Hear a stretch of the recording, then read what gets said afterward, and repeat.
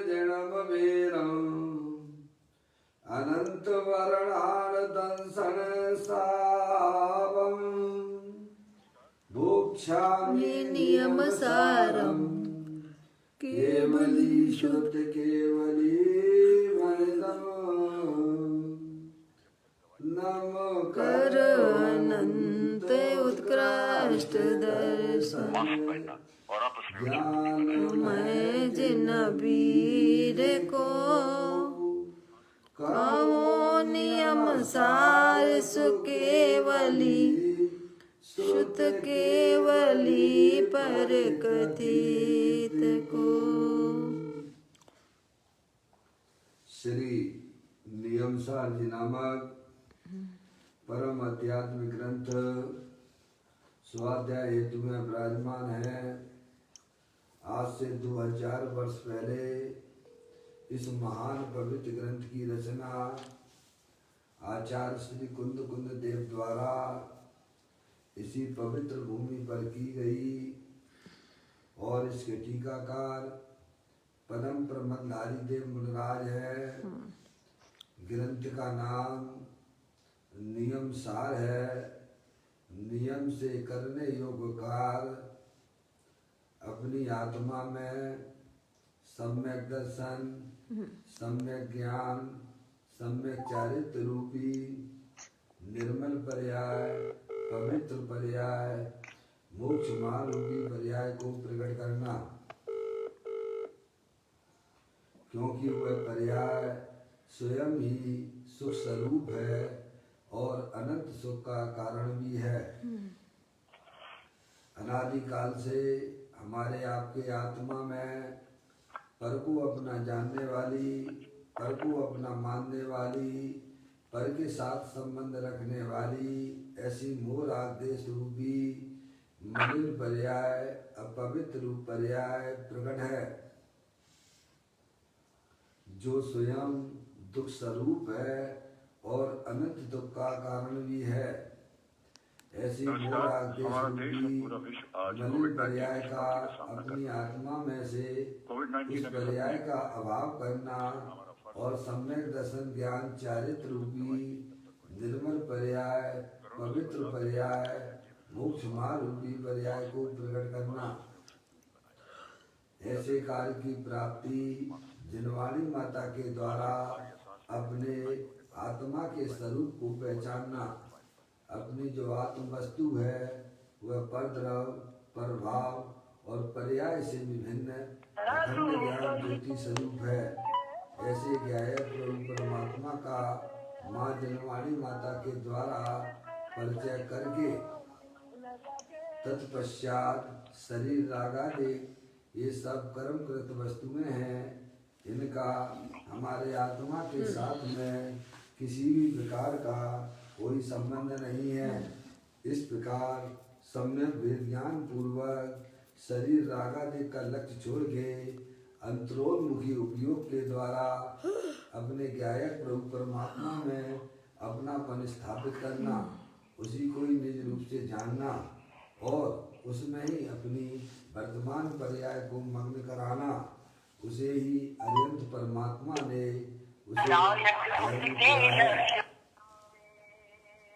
उसकी चर्चा आचार्य भगवंतों ने एक एक गाथा और टीका और कलश के माध्यम से हमें अपने आत्मा के स्वरूप को यहाँ समझाया है। देखिएगा यहाँ पर श्री नियमसार जी नामक परम आध्यात्मिक ग्रंथ का स्वाध्याय हम और आप सब कर रहे हैं, जिसका 6वां अध्याय चल रहा है, निश्चय प्रत्याख्यान अधिकार, जिसकी 101 नंबर की गाथा पढ़ने के बाद यहाँ पर उसी गाथा को पुष्ट करने के लिए अन्य ग्रंथों का भी हवाला देते हैं। निकालिएगा, नियमसार प्रवचन है, 3रा भाग चल रहा है, उसका अपन जो है यहाँ अन्य ग्रंथ का अन्यत्र श्लोक जो है दिया गया है, उसको यहाँ पर उस गाथा को पुष्ट करने के लिए यह श्लोक यहाँ दिया गया है। आचार्य कुंद देव ने 101 नंबर की गाथा में हमें यह समझाया कि आत्मा अकेला ही जन्मता है, अकेला ही मरता है ना, और अकेला ही मुक्ति को प्राप्त होता है। उसी गाथा को पुष्ट करने के लिए अन्यत्र श्लोक जो है जिनवाणी में आया है उसको यहाँ पर बताया गया है।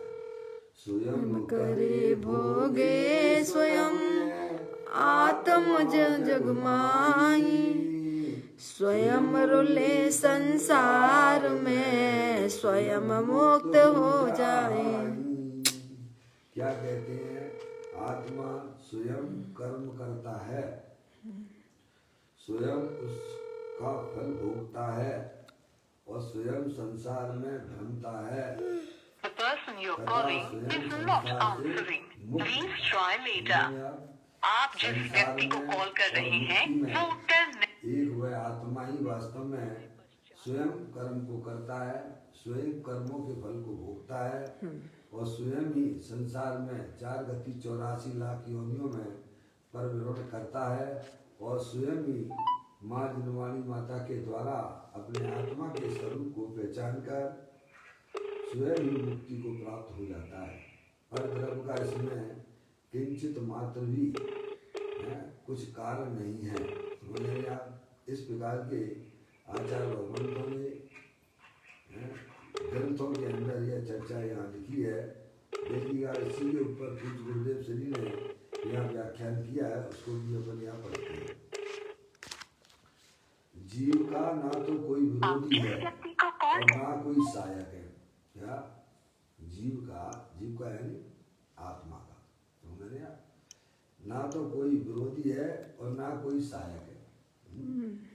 हम क्या विचार करते हैं कि भाई साहब हमारे कितने विरोधी हैं? ज्ञानी कहते हैं नहीं, विरोधी कोई भी नहीं है, आपकी विपरीत दृष्टि है। समझ नहीं आप?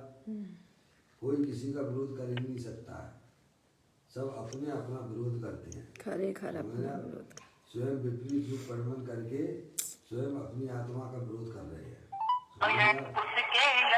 कोई उसका सहायक है। अपन सोचते हैं कि भाई साहब बाहर के सहयोग इकट्ठा कर लो, बच्चा समझता है कि पिता हमारे लिए सही सहायक होंगे, और पिता समझता है कि हमारे लिए बच्चा जो बड़ा होकर हमारे लिए सहायक होगा।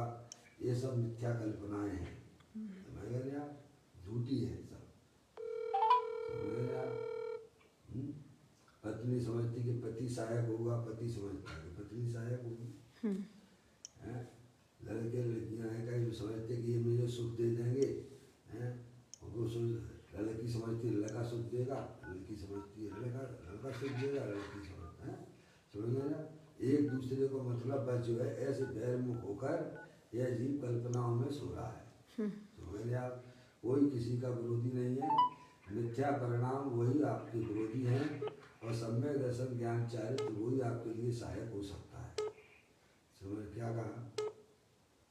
इस आत्मा का शत्रु कौन है? मिथ्या दर्शन, मिथ्या ज्ञान, मिथ्याचार। ऐसा जी चर्चा श्री रतन साहब का आपके द्वारा डायल किया गया नंबर नेटवर्क कवरेज क्षेत्र से बाहर है। इस आत्मा का विरोधी उसके मिथ्या दर्शन, मिथ्या ज्ञान, मिथ्याचारित्र के विरोधी है, क्योंकि उसे और उसका सत्य और मित्र कौन है? वह उसका वास्तव में सहयोगी है, वह उसका मित्र है। जो अपनी आत्मा से मिला है वह सम्यक दर्शन ज्ञान चारित्र उसका सहयोगी है।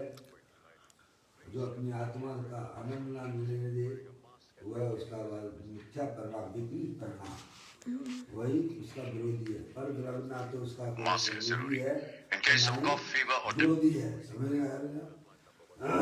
देख, जीव का ना तो कोई विरोधी है और ना कोई सहायक है।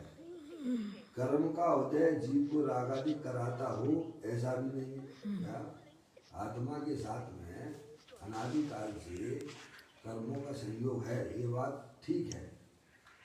ठीक है, जैसे आत्मा अपने परिणाम करता है वैसे ही उसके साथ में कर्मों का संबंध होता है। समझ नहीं आप? लेकिन कर्म के कारण से हमारे आत्मा में रागादिक परिणाम होते हैं, ये बात ठीक नहीं है। अपने आत्मा में कर्मों का संयोग अनादि से है, ये बात ठीक है। लेकिन कर्मों के कारण से हमारे आत्मा में जो रागादिक परिणाम कर्म राग कराते हैं, यह बात ठीक नहीं है। क्योंकि कर्म जो है वह परद्रव्य है, समझ में आया। स्वयं आत्मा रागादिक रूप वर्णन करता है तब उसमें कर्म निमित्त कहे जाते हैं, पर कर्मों के कारण से राग नहीं करता, कर्म राग नहीं कराती है। मैंने कल बताया था आपको, आत्मा में अकाल कारणत्व नाम की शक्ति है, केवल आत्मा में ही नहीं है, छह द्रव्य में अकाल कारण नाम की शक्ति है। आचार्य अमृत देव ने 47 शक्तियों के अंतर्गत 14वें नंबर की शक्ति है, तो अनंत शक्तियाँ, लेकिन उनमें 47 शक्तियों को उन्होंने बताया, और उसमें एक अकारण कारणत्व नाम की शक्ति है। आप जो इसका भाव ग्रहण करने की कोशिश कीजिए, समझ में आया। अकारण कारणत्व नाम की शक्ति किसे कहती है? पर से न इसमें कार्य हो, पर कार्य का कारण,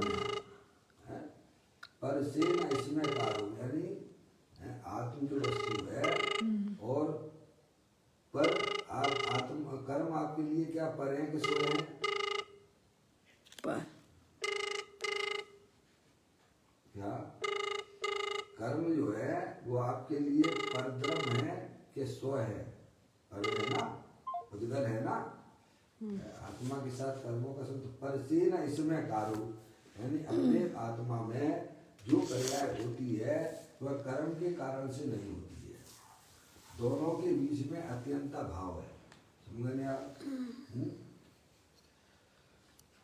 क्या तो पर से न इसमें कार हो, ऊपर कार का कारण नहीं है, और जो है पर कार का कारण, पर द्रव्य में जो कार होता है उसका कारण भी वह आत्मा नहीं है, और पर के कारण से हमारे आत्मा में जो कार होता है, जो भी कार हो, क्या समझ गया, चाहे वह रागादिक परिणाम हो, वे भी का समय हमारे कर्म के कारण से नहीं होते हैं, ये वस्तु स्वरूप है, समझ गए आप।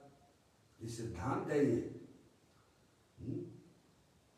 तो यहाँ ये बताया जा रहा है, पूज्य गुरुदेव श्री भी यही समझाते हमें कि कर्म का उदय जीव को रागादिक कराता हो, ऐसा भी नहीं है, समझ गए आप। कर्म परद्रव्य है और आत्मा स्वद्रव्य है, स्व है। तो कर्म का उदय जीव को रागादिक कराता हो, ऐसा नहीं। अपन कितना कैसे हम पढ़ते हैं, स्वाध्याय करते हैं, कर्मों की फिलॉसफी पढ़ते हैं, कर्म विचारे, लेकिन कहीं ना कहीं हम ऐसा मान बैठते हैं कि कर्म के कारण से हमारी आत्मा में रागादिक परिणाम होती है, समझ गए आप। जबकि यह बात निमित्त की अपेक्षा से कही गई है, परमार्थ से तो वास्तव में कर्म के कारण से राग नहीं होता। जहाँ आगम में यह बात आती है कि ये रागादि परिणाम कर्म कृत हैं, कर्म के कारण से होते हैं, वह निमित्त का कथन है। परमार्थ में तो वे रागादिक परिणाम स्वयं अपनी सत्कारक से होती है। क्या भाई, आत्मा की पर्याय में जो भी विपरीत रूप परिणाम दिखाई देते हैं, मोह राग देश के परिणाम दिखाई देते हैं, वे सब जो है ना, वे अपने स्वयं काल में होते हैं। देखो, आचार्य कुंकुम देव ने पंचाशती काय की 62वें नंबर की गाथा में भी यही बात समझाई है, आप वो पढ़ सकते हो।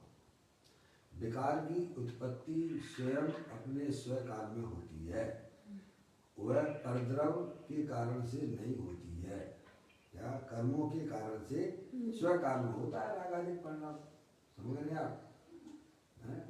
अज्ञान दशा में वह जीव उनका कर्ता कहा जाता है, वास्तव में तो जो है अपने सदकारक में होता है और वह हो के चला जाता है। आपको क्या तकलीफ है भाई, आप तो ज्ञान कीजिए, वास्तविक बात है, और आप अपने ज्ञान की क्रिया में उसे निर्णय कीजिए, ऐसा है कि नहीं है।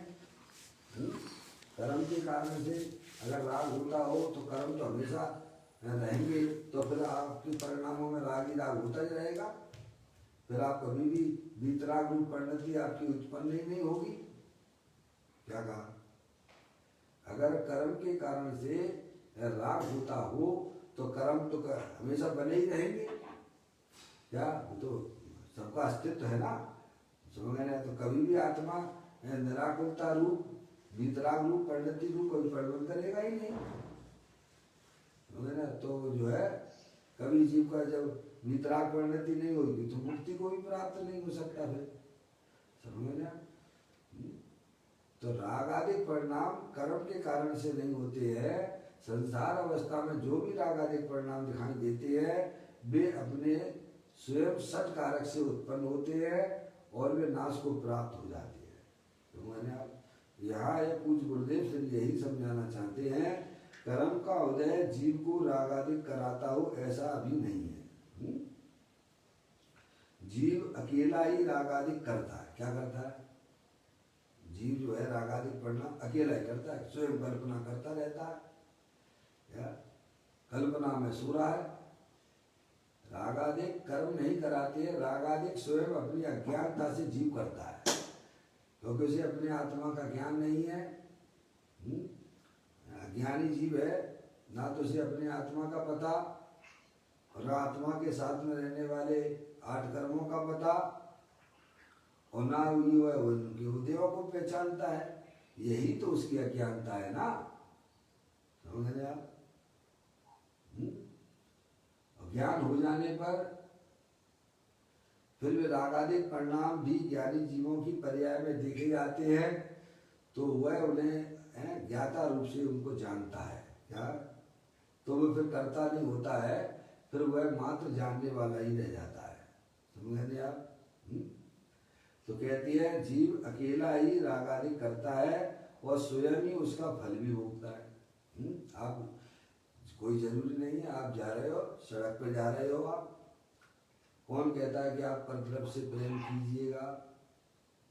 बताइए आप, क्या परद्रव कहता है कि तुम मेरे से प्रेम करो?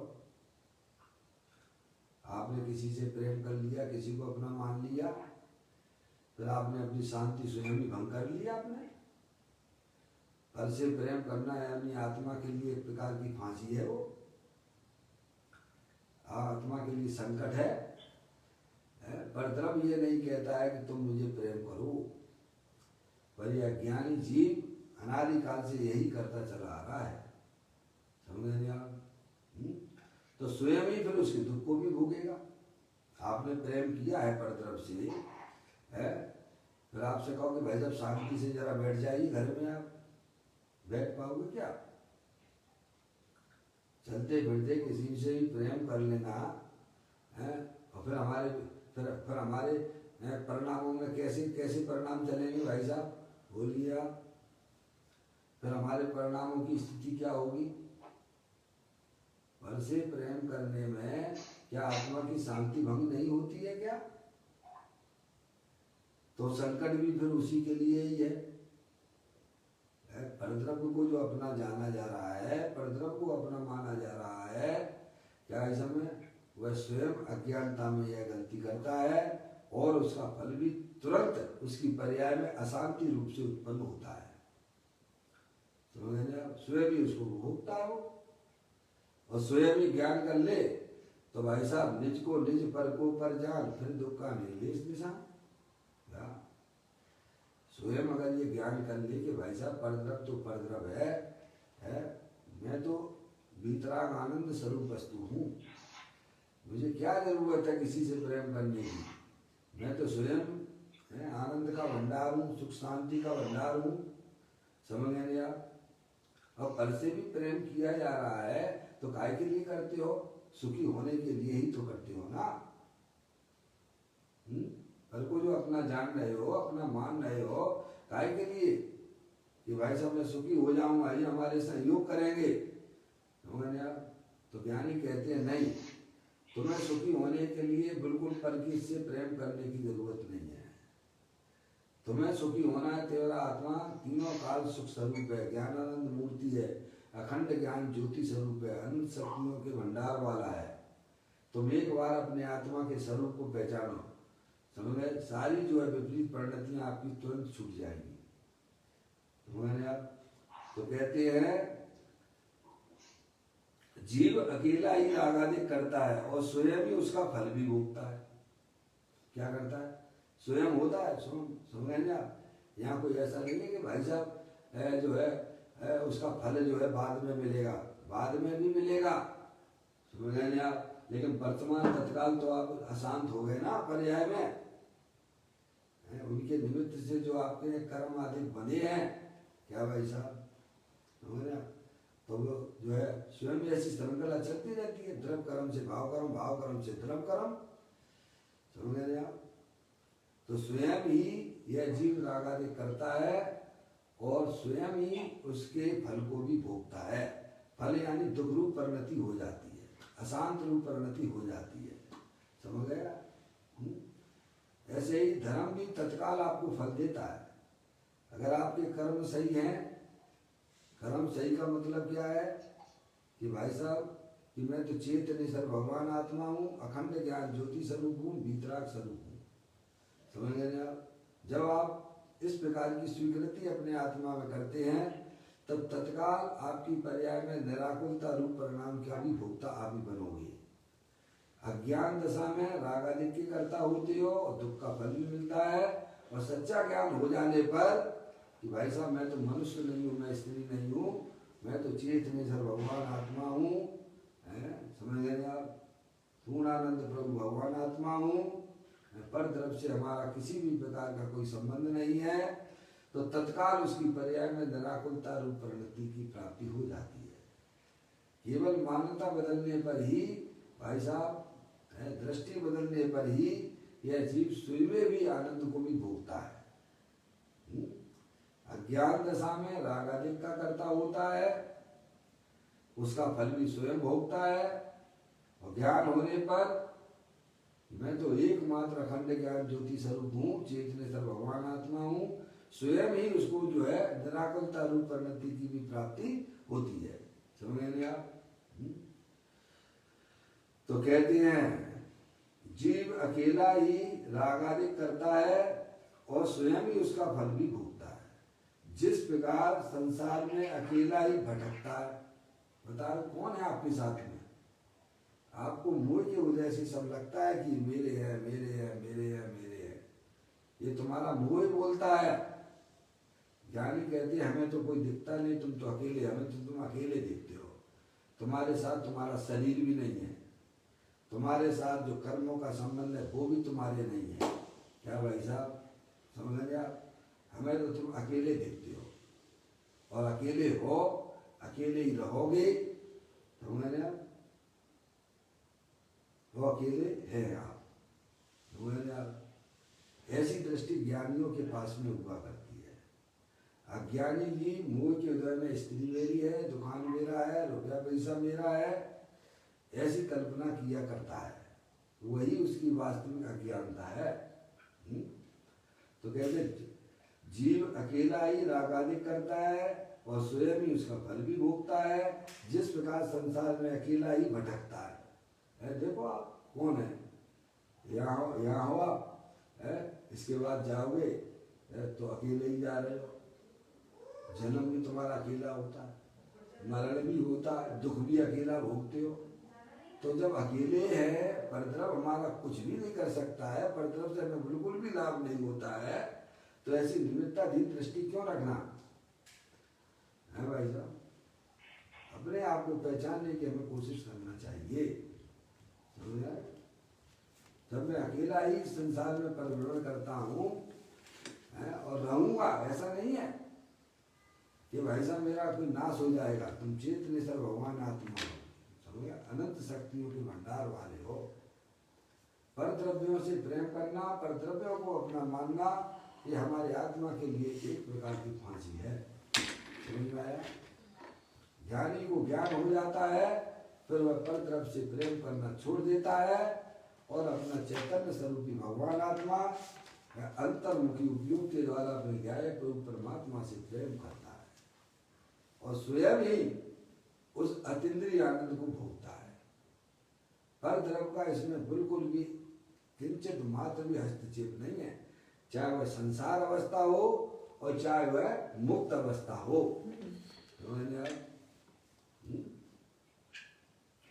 जिस प्रकार संसार में अकेला ही भटकता है, उसी प्रकार आत्मभान करके मुक्ति भी अकेला ही होता है। बताइए, है कितनी सुंदर बात है। करोड़ों रुपए अगर दे दिए जावे इस बात के लिए, है भाई साहब, तो अभी वे कम समझिएगा। सही बात है। ऐसा ज्ञान आज आपको मिल रहा है आपके पुण्य के उदय से। आचार्य भगवंतों की है ग्रंथों में ये बात उन्होंने लिखी है, पर तरफ से प्रेम ना करो, अपने आत्मा को पहचान कर अपने आत्मा से प्रेम करो। अपने आत्मा से प्रेम करोगे, अपने आत्मा को अपना जानोगे, तो वर्तमान में भाई साहब आपकी पर्याय में निराकुलता रूप पर्याय की उत्पत्ति हो जाएगी। सुख शांति का भंडार अपना भगवान आत्मा है। तो पर द्रव तो पर द्रव भी रहेगा। तुम चाहे जितनी उसकी चापलूसी करो तो कभी भी तुम्हारा हो सकता नहीं है।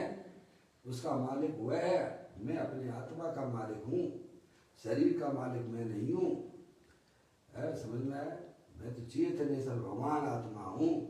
एक 47 शक्तियों में एक स्वामी नाम की भी शक्ति आई है, संबंध शक्ति भी आई है। अंतिम शक्ति है, बोलो क्या है? नहीं अन्य कोई जीव का स्वामी स्वयं का स्वयं है। संबंध नाम की शक्ति 47वें नंबर की शक्ति आचार्य अमृतचंद देव ने 47 शक्तियों के अंतर्गत ये बात भी लिखी है। संबंध नाम की शक्ति। मौसी संबंध नाम की शक्ति है ये। आपने तो बहुत पढ़ा है।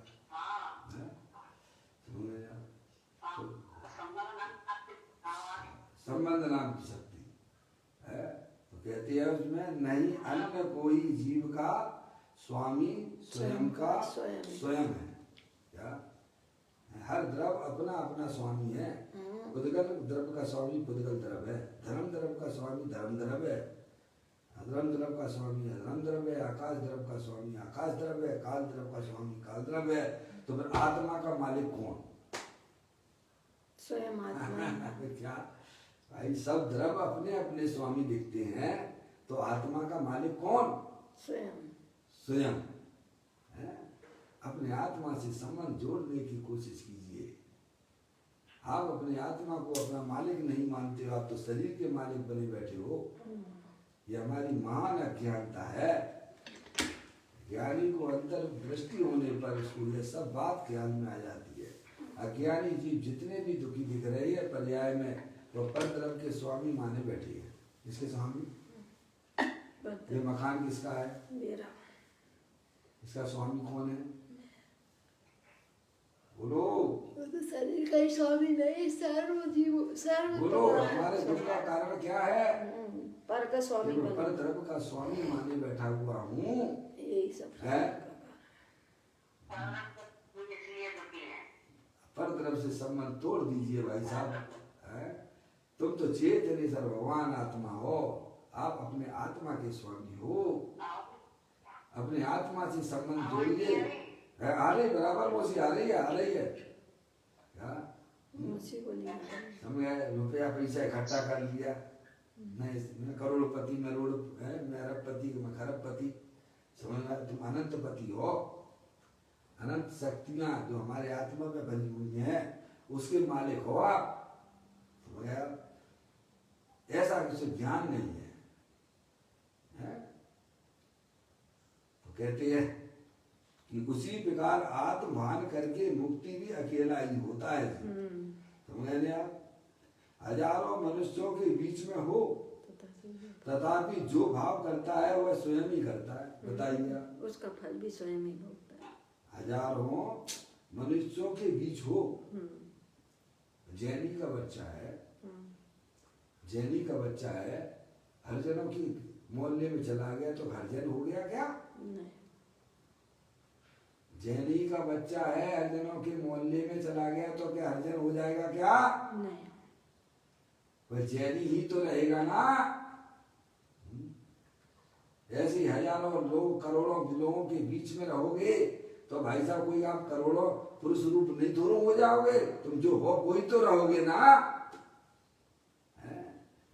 अपना भगवान आत्मा अनंत पुद्गल परमाणुओं के बीच में रहने पर भी कभी जड़ नहीं हो जाता है, चेतन ही रहता है ना।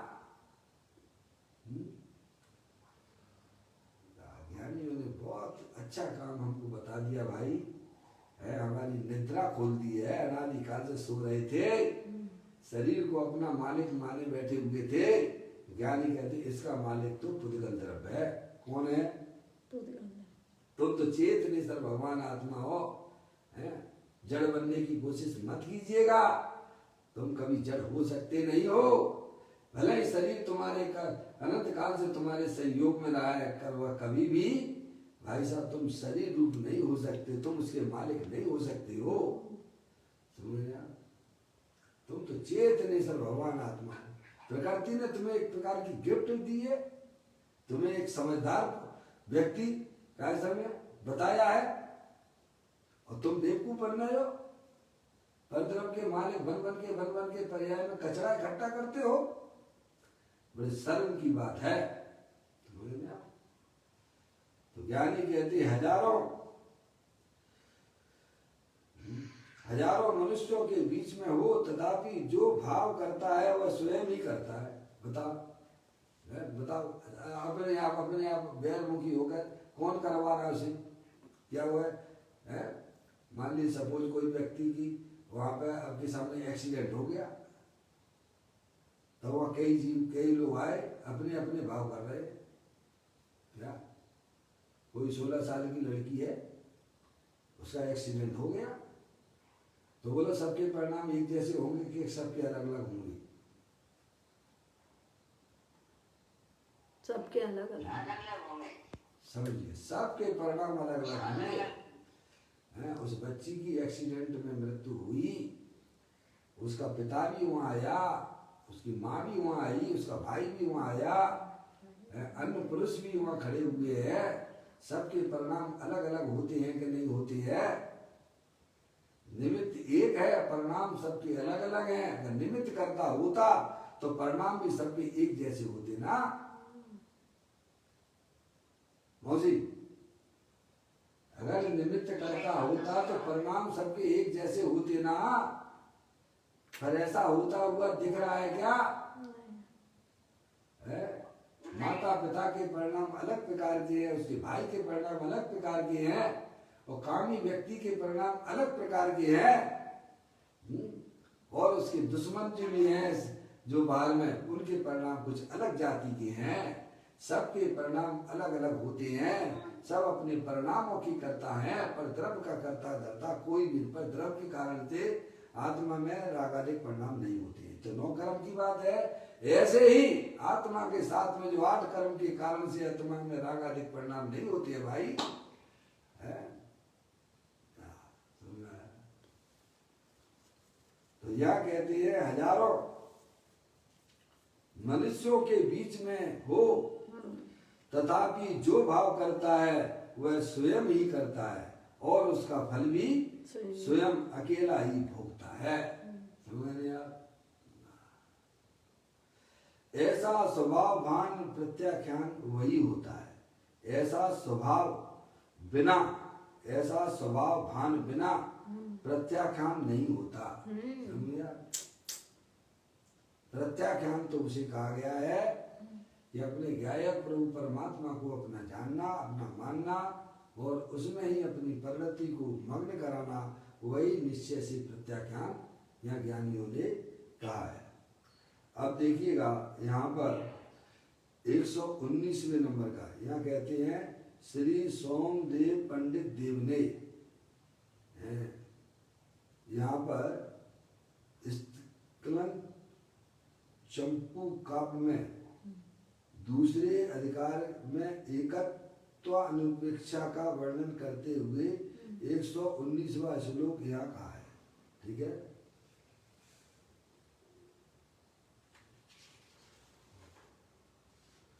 अब इस कलश को अपन जो है कल प्रारंभ करेंगे, क्योंकि एकदम प्रारंभ करेंगे तो ज़्यादा समय अपन उसे चला नहीं पाएंगे।